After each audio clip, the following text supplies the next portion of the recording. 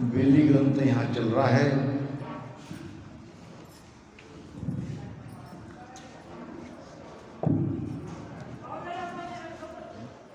इस विद आप मिटाओ रूप, भले सुख दुख मिटाओ चूक।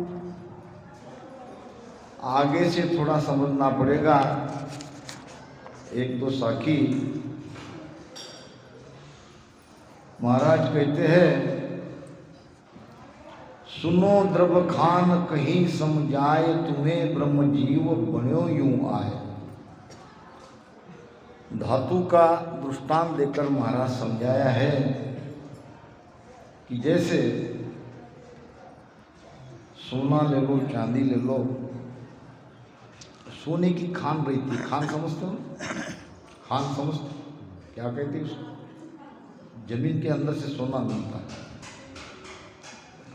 और उसमें से सोना निकलता है। इसी प्रकार ये जीव ब्रह्म से आया है। हो तो जीव ब्रह्म सुन होई, या को पकड़ सके नहीं कोई। सब ही कर्म जीव इन साया, सुख के काज जगत हो भाया। अभी महाराज श्री ने कहा जीव ब्रह्म सु आविया, जीव ब्रह्म ही होय, तो फिर आसी जाय कर तामे फेरन कोय। अब ये जहां से आया वहां तक अगर हम पहुंचते हैं तो भी वहां से आने की रीत है। जैसे कि यहाँ बता रहे हैं, सुनो द्रव्य खान, द्रव्य के खान से जैसा ये धातु उस खानी से आता है और वापस जाना कहाँ पड़ेगा? जहाँ से उसका आवागमन मिट जाए।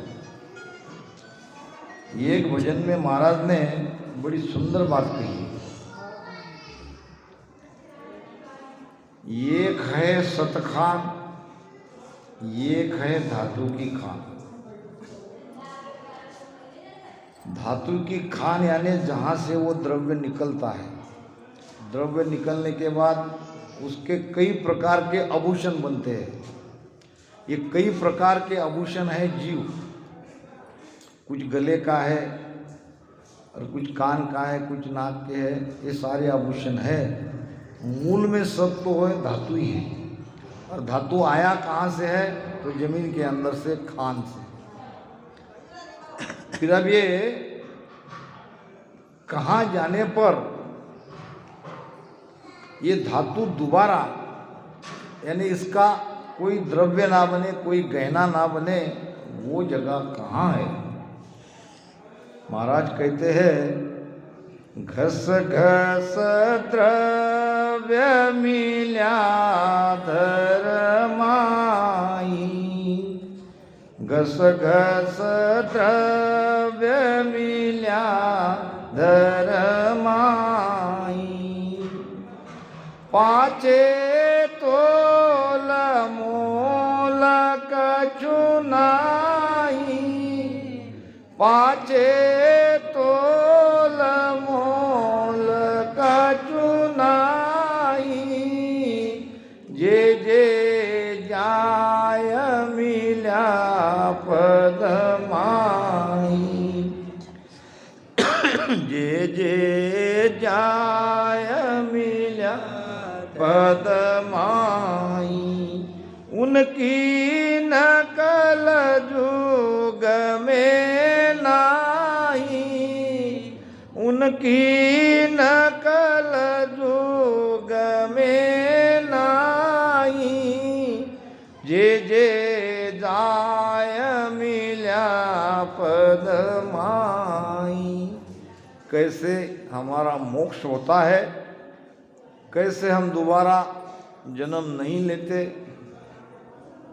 तो उसके लिए द्रव्य के जैसा घिसना पड़ेगा। राम राम भजन जो कर रहे हैं ये घिसाई तो हो रही है हमारी, जीव का जीवपना ही तो मिट रहा है। जीव विकारों से और कर्मों से जैसे जैसे हमारा वजन बढ़ता है वैसे वैसे वो अलग होते जा रहा है।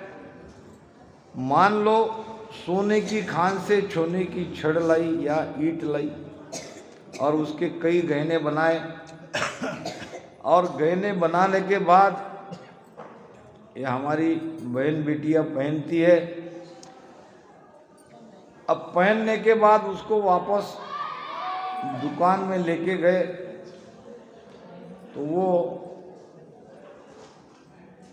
जहाँ से हमने ली वो कहता है कि अब इसमें घिसाई है, ये जितना लिया है उतने मोल भाव में वापस नहीं ले सकते, उसमें कुछ ग्राम की वो काटते हैं, क्या कहते हैं उसको, कटौती। अब कहाँ गया वो सोना? हमने तो नहीं निकाला, निकाल ही नहीं सकते, और वो सुनार भी हमारे सामने ही तो गिन रहा है, फिर भी वो कम बता रहा है। वो कहाँ गया? वो घिस गया, वो नष्ट हो गया। अब वो दोबारा कहीं ढूंढने से भी नहीं मिलेगा। घस घस द्रव्य मिलिया धर्माई, धरती में जाके वो समा गया, मट्टी हो गया। अब पाछे तोल मोल कचुनाई, अब उसको कोई न तोल सकता है न उसका कोई मोल भाव कर सकता है, क्योंकि वो वस्तु अस्तित्व में है ही नहीं। इसी प्रकार ये जीव का जीवपना मिटाया जाता है। जैसे जैसे हम सांस उसांस में इसको रगड़ेंगे वैसे वैसे इसकी घिसाई होगी, हो रही है। हम दिन ब दिन कर्म से अलग हो रहे हैं। तो इस प्रकार जहाँ से हम आए थे वहाँ भी हम नहीं जा रहे, वो खान हमने छोड़ दी है। यानी पार ब्रह्म से हम आए थे, अब पार ब्रह्म में नहीं जा रहे हैं, हम सदा के लिए मुक्त हो जा रहे हैं। वो है सतकान, उसे ही कहते हैं सत्स्वरूप आनंद पद। वहीं हमको सब जाना है।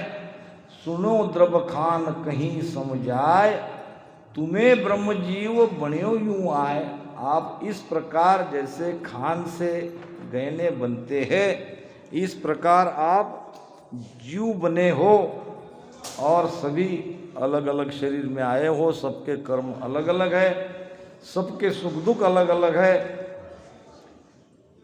मिले धर्माय मिटावे तू, तबे सब जाय सुको दुख रूप। वही बात महाराज बिली ग्रंथ में और समझा रहे। मिले धर्माय मिटावे चुप, जब ये जाके धरती में मिल जाएगा तो जीव का जीवपना मिट जाएगा। तबे सब जाय सुको दुख रूप, तब उसके पीछे न कोई कर्म रहेगा। अब कर्म न रहने से न सुख है न दुख है। सुख दुख से परे, कर्म से अलग हम उस सस्वरूप आनंद पद में यानी सतखान में मिल जाएंगे। सहबो तावद वे दिन रे, बनायो नाव भले कण कहें। सहे बहुताव धवे दिन रैन। अब ये जब धातु घिसती है उसका अंश जैसे जैसे कम होता है तो ऐसे सहज में नहीं हो जाता है, उसको कई बार बनना बिगड़ना होता है। कई बार उसको बनाया जाता है और उसको मोड़ा जाता है, दोबारा बनाया जाता है। तो ये बनते बिगड़ने में कई तरह के ताव उसको सहना पड़ता है। ऐसे सहज में ये बात होती नहीं है। हम कह देते हैं कि भाई सहज परमात्मा को पालेंगे, सहज है। कबीर साहब कहते हैं सहज सहज सब कोई कहे, सहज न चीने कोय। जा सहजा सायब मिले, सहज कहावे सोय। इतना आसान नहीं है। सहज क्या है कि सहज क्यों बात आती है? सहज है हमारी श्वासा। जिसको लेने के लिए हमको कुछ भी करना नहीं पड़ेगा, वो अपने आप आती है, अपने आप जाती है। बस ये सहज श्वासा में आपको मन को, सुरती को रखना है तो ये सहज ही, मगर इसमें मन रूपी काल बीच में आ खड़ा है और मन संसार का सुख चाहता है, सुरती मन के साथ है। सुरती फंसी संसार में, ताते पड़ गयो दूर, सूरत बांध स्थिर करो, आटो पोहर हुजूर। ये सुरती मन के साथ में संसार में फंसी है, इसलिए बड़ा कठिन है तो सच। मन को बाहर से भीतर लाना ये बड़ा तकलीफदायक है। मन बहुत चालाक है और मन भजन करना ही नहीं चाहता। महाराज कहते हैं, काम क्रोध लोभ मन लालच, पल पल आन सतावी, मेरे रामा पल पल आन सतावी। जे मैं भगत भगवत को तापू, जे मैं भजन भगवत को तापू, तो धूणा होया होया। सद्गुरु सुखराम जी महाराज ने। आइए बाबू। माधो जी भगति गुण विद धारू, माधो जी भगति गुण विद धारू। ओ जोग सेंग फिरे मन आड़ो, ओ जोग सेंग फिरे मन आड़ो।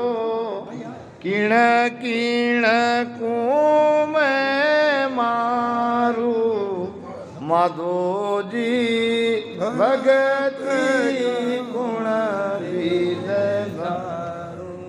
काम और क्रोध लोभ मन लालच, ये काम क्रोध लोभ और लालच मन यही तो चाहता है। अब ये पल पल आके हमको सताते हैं वैसे भी, मगर भजन करने वाले और ज्यादा पीड़ित है। जे मैं भजन भगवत को थापू, महाराज कह रहे हैं, तो दूना होए आवे। ये दुगने ताकत से हमको ये मन आके सताता है। मन भजन करना नहीं चाहता, क्योंकि भजन में मन की मौत है। मन को मिटना है और कोई भी मिटना नहीं चाहता, तो मन भी अपनी पूरी कोशिश करता है सुरती को भजन से हटा दे। इसलिए संतों ने कहा है कि तेरा बैरी कोई नहीं, तेरा बैरी मन। मन ही तो काल है, मन ही निरंजन काल कराला। काल काल सब कहेंगे, काल को समझना पड़ेगा। काल तो यहाँ बैठा है। सहे बहु ताव धवे दिन रेन, ताव नाम ताप। सारे ताप को सहना पड़ेगा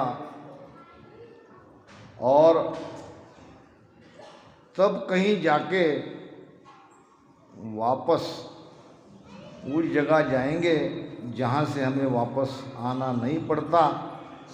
अब उसको तपाया जाता है, गलाया जाता है, फिर उसको आकार देने के लिए कई तरह से उसके ऊपर चोट दी जाती है।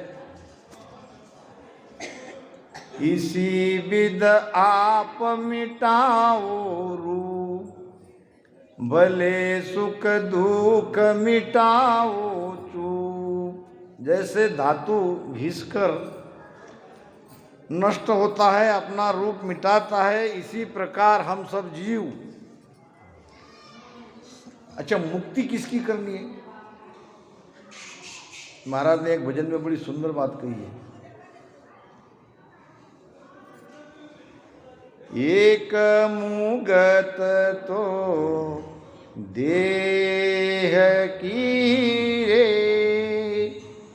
एक मन की होय। एक मुगत तो जीव की रे, जन्म धरे नहीं कोय। एक मुगत तो देह की रे। क्या देह के मुक्ति के लिए हम भजन कर रहे हैं? ये तो वैसे भी मुक्त होने ही वाला है। देह की मुक्ति के लिए हम भजन नहीं कर रहे हैं। दूसरी मुक्ति है मन की। अब यहाँ त्रिकुटी में ध्यान आता है तो मन भी पकड़ में आ जाता है, मन का निजमन में परिवर्तन हो जाता है, तो मन की तो मुक्ति हो ही जाती है। मुक्ति करनी है जीव। अच्छा, मोक्ष मोक्ष मोक्ष हम कहते, मोक्ष है क्या? मोक्ष की व्याख्या तो भी क्या है? मोक्ष की व्याख्या है बंधन से मुक्तता। और बंधन में कौन है? वो बंधन से बंध गया एक बेचारा जीव। ये जीव ही बंधन में है। अब जीव को ही मुक्त करना है। जीव की मुक्ति होगी शिव में जाने पर। अब शिव में जाने पर जीव का जीवपना मिट गया तो वहां तो मोक्ष हो जाना चाहिए था, मगर शिव ब्रह्म में भी मोक्ष नहीं है। जीव का जीवपना वहां जरूर मिट जाएगा, उसके आगे पार ब्रह्म में फिर भी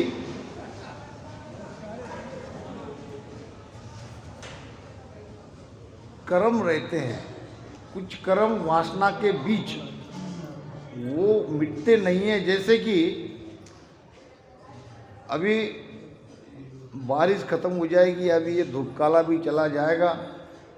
अब यहाँ तो 12 ही महीना हरियाली रहती है। हमारे तरफ आके देख लो, फिर धूप तेज निकलेगी तो सारी मट्टी पूरी तरह से जैसे पहले थी वैसे हो जाती है।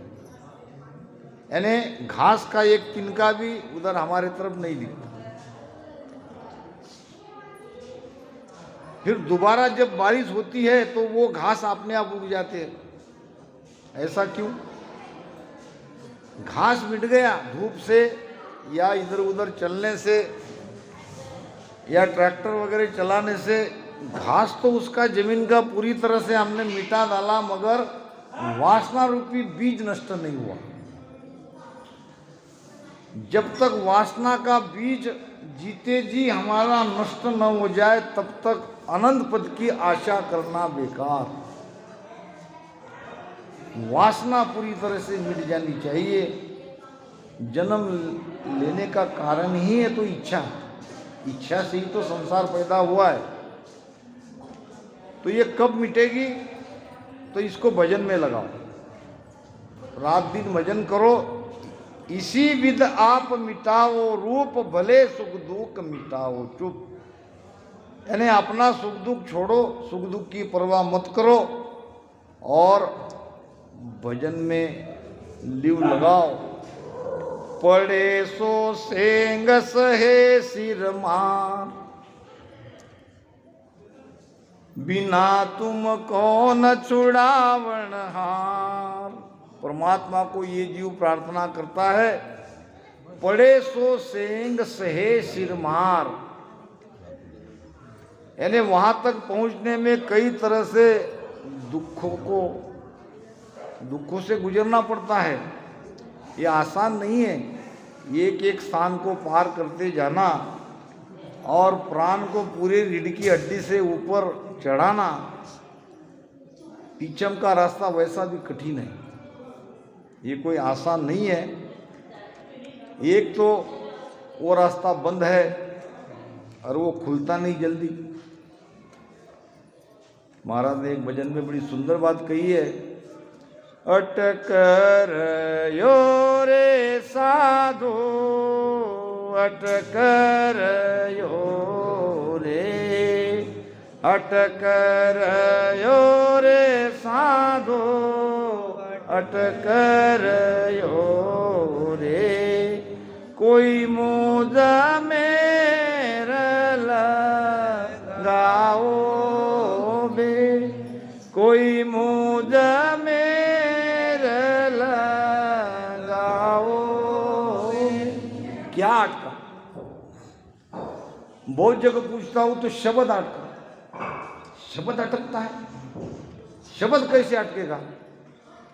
महाराज ने तो अगाध बोध में साफ किया है, अटके नहीं बीचे किसहू से, ना कोई आड़ो आवे, माया ब्रह्म सकल सोई धूजे, सब कोई दर्शन चावे।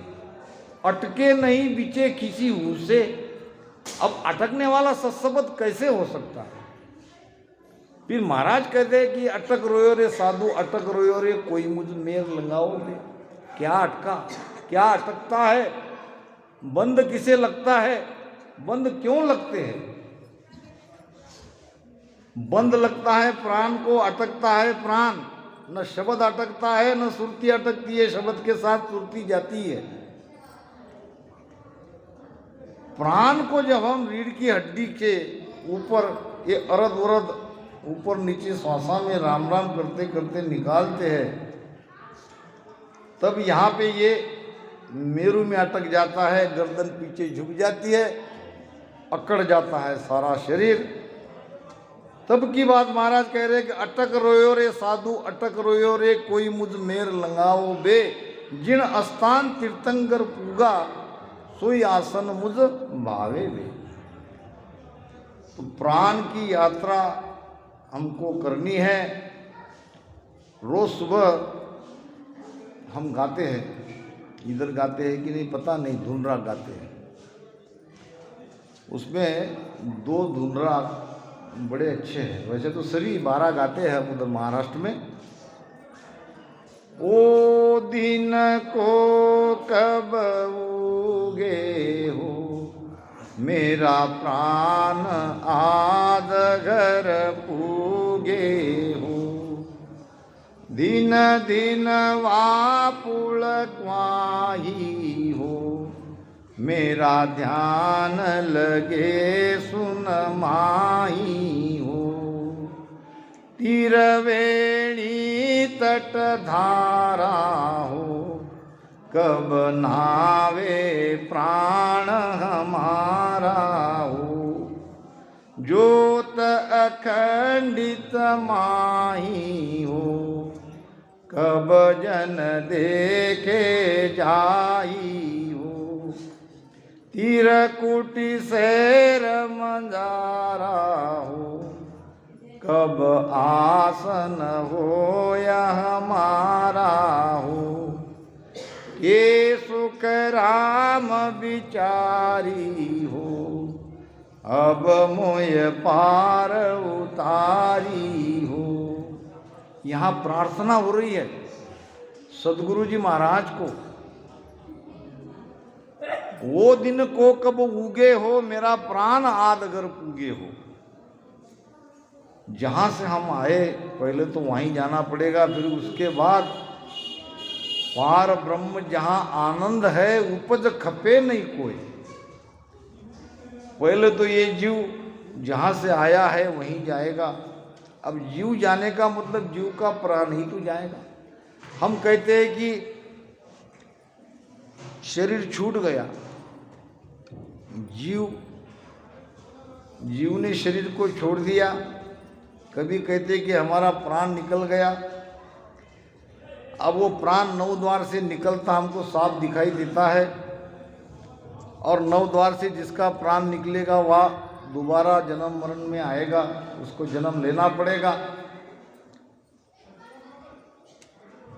9 दरवाजा जगत सब जावे, ताकव वारन पारा, 10वो जाए उघाड़े कोई सोहे गुरु हमारा। अब जो 10वां द्वार है, जो बंद है, जो खुला नहीं है, हम केवल कर क्या रहे कि ध्वनि को बाहर में सुरती से सुन रहे हैं, और इसी को कहते हैं कि हम 10वें द्वार के बाहर निकल गए। ध्वनि तो सुनाई देगी, मगर सुरती 10वें द्वार के बाहर नहीं जा सकती। सुरत तो 10वें द्वार में ही रुक जाएगी। फिर ये प्राण बाहर जब निकलेगा, और प्राण जब तक नहीं निकलेगा तब तक मोक्ष नहीं होगा। तो ओ दिन को कब उगे हो, मेरा प्राण आद अगर पूगे हो, दिन दिन वापुड़ क्वाही हो, उस पुड़ को, उस पल को, दिन है, दिन दिन वापुड़ क्वाही हो, मेरा ध्यान लग गया सुनमाही हो। जब शून्य में हमारा ध्यान लगेगा तब ये समझना चाहिए कि हमारा प्राण भी वहां तक पहुंच गया।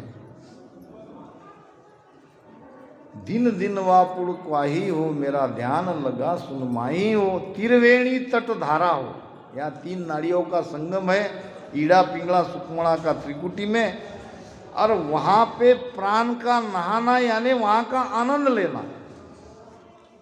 प्राण ऊर्जा पूरी त्रिकुटी में आ जाती है जब लगता है त्राटक बंद। त्राटक बंद लगने का प्रमाण ही है कि बंद कहीं भी लग रहे हैं तो आपकी प्राण ऊर्जा वहां तक पहुंच गई। त्रिकुटी में त्राटक बंद लग गया, आँखें लाल हो गई, ऊपर में खिंचाव आ गया, ये दोनों कनपट्टियां दर्द होने लगे, ये आपकी सारी प्राण ऊर्जा त्रिकुटी में आ गई। ये प्रमाणित है। त्रिवेणी तट धारा हो, कब नावे प्राण हमारा हो, ज्योत अखंडित माई। एक है ज्योति का प्रकाश त्रिकुटी का, एक है अखंड प्रकाश, जो अभी मैंने प्रारंभ में बताया। दिव्य नेण माया का खुल्या, ब्रह्म अखंडित सूजे, ये सुख राम ब्रह्म का खुल्या, के सुख राम ब्रह्म का खुलिया, परम धाम जन बूझे। दिव्य नैन माया का खुलिया, माया के दिव्य नेत्र सद्गुरु कृपा से खुलते हैं। माया की पहुंच कहाँ तक है, कहाँ तक माया है, ये उस दृष्टि से, उस दिव्य दृष्टि से भीतर के ध्यानी को ध्यान करने वाले को समझ में आता है। यानी माया के नेत्र खुलने से माया की पहुंच कहाँ तक है ये समझ में आती है। फिर खुलते हैं ब्रह्म के नेत्र। ब्रह्म कहाँ तक है ये ब्रह्म के नेत्र से समझ में आता है। दिव्य नैन माया का खुलिया, ब्रह्म अखंडित सूझे, कै सुखराम ब्रह्म का खुलिया। जब ब्रह्म के नेत्र खुलेंगे तो परम धाम जन बूझे, उस दिव्य आत्मा के प्रकाश में हम पहुंच जाएंगे। महाराज कह रहे हैं, बिना तुम कौन छुड़ावनहार। अब ये जीव पर जितनी भी मार पड़ती है, भजन में जितने भी ताव को हम सहते हैं, तो इससे मुक्ति एक परमात्मा और सद्गुरु यही हमें इस कष्ट से, संकट से हमें छुड़ा सकते हैं। बिना तुम कौन छुड़ावनहार।